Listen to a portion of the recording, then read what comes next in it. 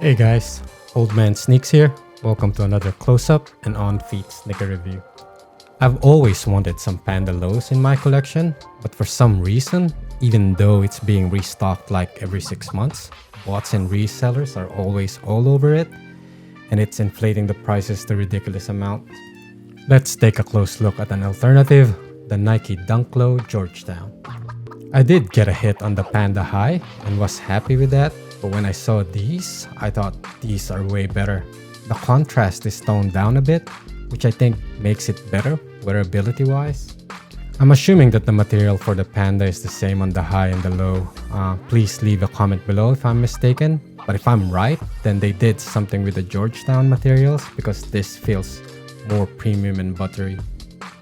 Price wise, this is a lot easier to get than the Panda. I honestly couldn't think of a reason why one would choose the Pandas over these, but I guess that's the culture. The bigger the hype, the more desirable it becomes, even if at the end of the day they're all made of the same cheap materials.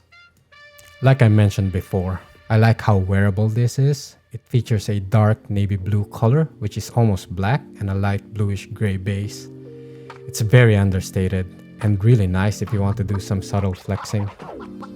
If you're saving your hard-earned cash for some Panda lows, I would highly suggest that you consider the Georgetown.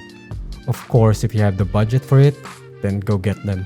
But if you can only get one, save your cash and get these instead. If you haven't already, please subscribe to my channel, like and comment on this video, and follow me on Instagram.